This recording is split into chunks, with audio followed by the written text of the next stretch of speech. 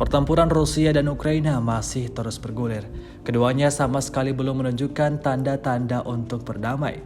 Baru-baru ini di suatu wilayah yang tidak disebutkan namanya dalam keterangan unggahan, terjadi ledakan dahsyat. Ledakan dahsyat yang terjadi pada posisi militan Ukraina. Rekamannya ramai beredar di media sosial Telegram pada Senin 13 Maret 2023. Tampak dalam rekaman ledakan dahsyat yang berkali-kali terjadi pada posisi militan Ukraina diduga berasal dari serangan artileri yang dilayangkan Brigade ke-9 Rusia.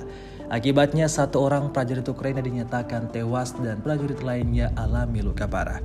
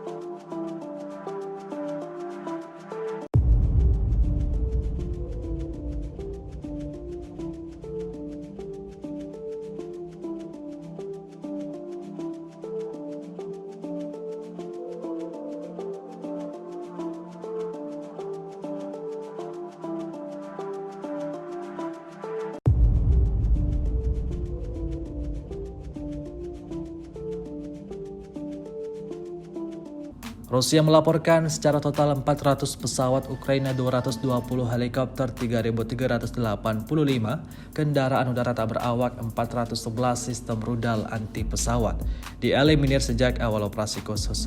Sementara itu dari kubu Kiev, Kementerian Pertahanan Ukraina melaporkan 1.090 tentara Rusia dieliminir dalam sehari terakhir. Total 159.090 prajurit Federasi Rusia meninggal sejak awal konflik hingga hari ke-382.